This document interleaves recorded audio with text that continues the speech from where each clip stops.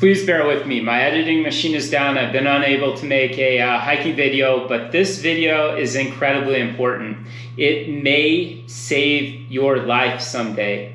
Everything you see before me here, I've had to use in a capacity that has helped another person or helped me on the trail or even at work. I carry a similar kit in the trunk of my car for work when I go show homes to my clients, or I go to visit a client to take a listing. I've had to use this stuff all the time. So let's dive into it. My camera is only going to give me 10 minutes to do this video, and I'm going to show you what my emergency kit is. First, when I'm in the remote mountains, I have a satellite pager.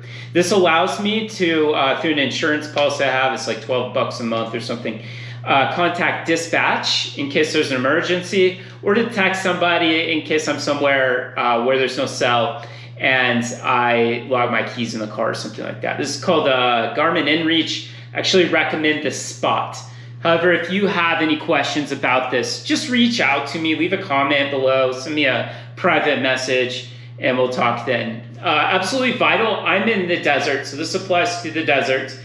You may go on a hike and there's no water other than what you're carrying. This is where most people get into trouble. I carry plenty of water, and if I'm more than a third through my water, that's my signal that I need to head back. I always like to have a little reserve in case something happens. Along with the water, these are electrolyte packets. Typically, you can find, they're called Pedialyte. They're in the baby food section. They make a powder form, and I prefer that over the Powerade and Gatorade because they use a really crappy artificial sweetener that will upset your stomach, and you want the sugar when you're hiking because it gives you that jolt that you need, especially if you're hurt or you're feeling down. That jolt is, in my opinion, quite important to get a little carbohydrates, a little sugar in you. This particular one also, in addition to the sugar and the electrolytes, also has vitamin C, which I absolutely really like this. I get these at Dollar General. It's called All Sport Elite, and they're very inexpensive. This is kind of a comfort thing. If you're feeling a little bit worn out or you're having some aches and pains, I carry baby aspirin. You could carry the adult aspirin. I like the baby because it's chewable. I also carry Benadryl. I have some Benadryl here. Sometimes I'm overnight. I'm very uncomfortable. I can't sleep because the ground is rough, and a Benadryl will knock you out. I've also heard, and I need to look into this, if you have a snake bite, potentially that could help slow the reaction. Speaking of snake bites, I haven't had to use this in this capacity, but it has many uses. If you get a snake bite, I've heard, circle the bite, say what time it is, and then keep circling it every so often to see if it's becoming inflamed. If it isn't, maybe you have a dry bite, and that will help the paramedics or the hospital. Additionally, if you have an injury or somebody has an injury, you can write a few things down on their clothes, or I don't know if you want to put it on their hand. I don't know. Some people are real particular about that. Their weight, their age, their sex, their what happens, where the injury maybe is. So that's a Sharpie for that. I've never had to use this. I have talked to people that have done it. I've learned it's not the best idea, but if you get a deep enough cut, you can glue it shut with super glue. They make a medical version of this. It's stupid expensive. I can't remember the name of it. These two you could probably consolidate into one. This is cut cream, Neosporin. It has an antibacterial component to it. And this is Carmex, I'm sorry. It's petroleum jelly. It's essentially Vaseline. Years ago, I got chafed really bad on a very long hike. It was excruciating. The next hike, I carried an entire tub of Vaseline. I had no care for how much weight was on my back. I was much younger. I just hauled the kitchen sink and everything, including a big tub of Vaseline. However, all you need for the worst chafing even is just a little tube of this, and it will suffice. Be careful about cross-contamination and how you apply this. Don't use the same finger, wash your hands, all that good stuff. But you can, of course, use it if you're getting sunburns and stuff and for chapped lips. That's what it's meant for. And you might be able to use the Neosporin for the same purpose anyway, so you could probably just carry the Neosporin.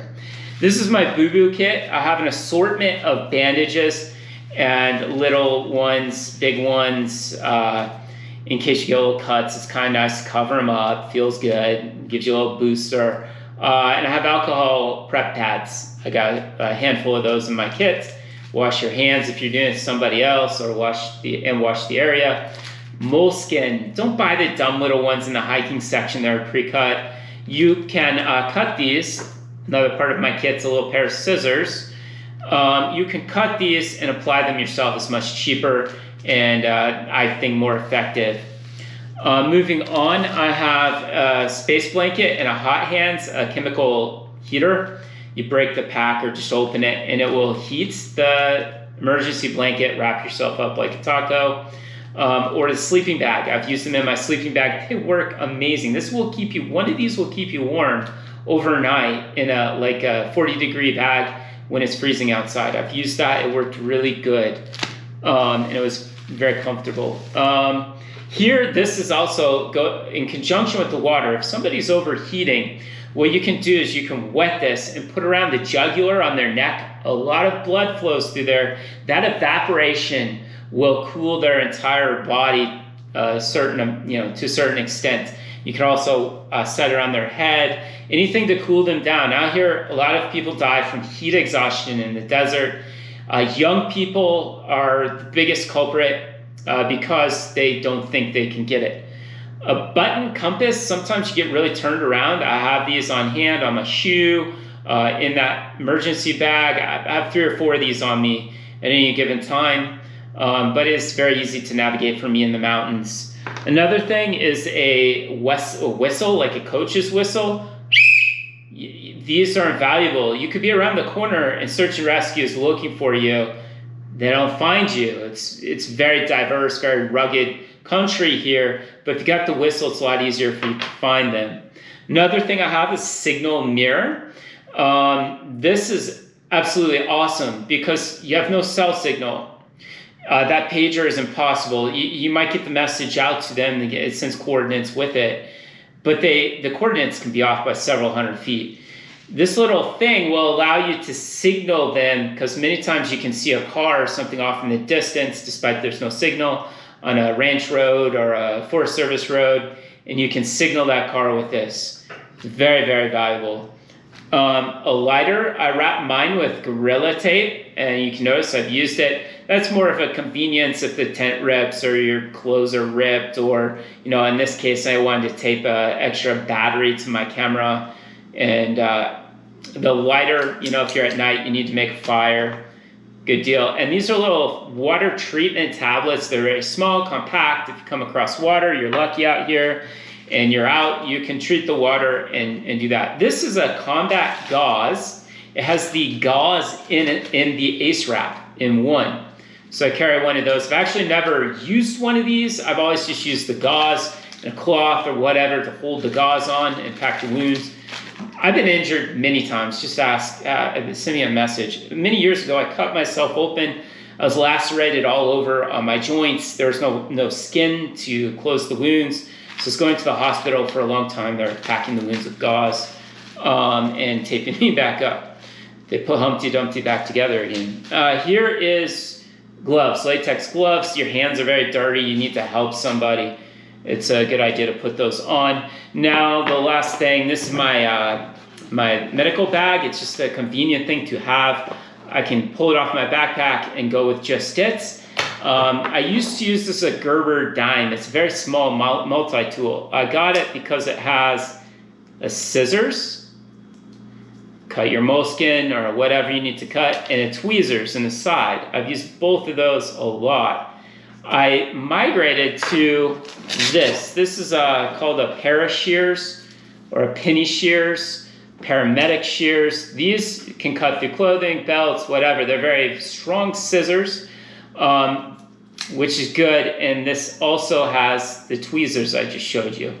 Has a bunch of other things, shoelace cutter, oxygen bottle opener. I'm not on Mount Everest though, so I don't know. I guess paramedics carry oxygen, so there's the oxygen bottle opener. It's got a handful of things in it. Leatherman also makes one. I bought mine from SOG, and I've used it a few times.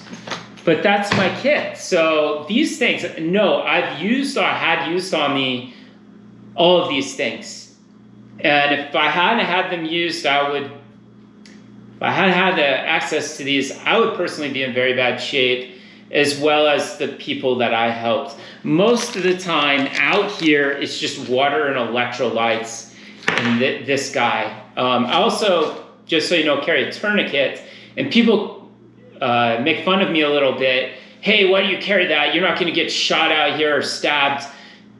I don't know what will happen, but if I don't have the tourniquet and I try to provision something from my clothing or help somebody by doing that, they may bleed out before I can even could have used the tourniquet.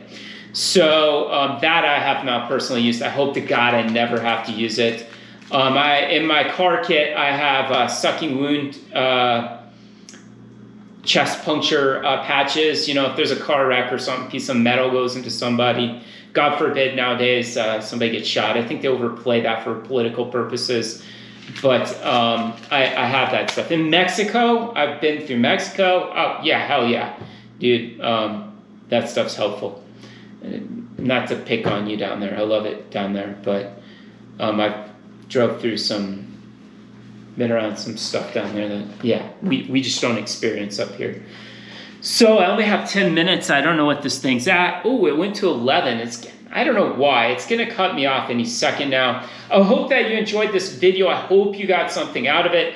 Please post below. I was going to do this live, but I don't have 50 subscribers, the threshold for doing live video with YouTube. So if you haven't subscribed, please subscribe. I'd really appreciate it.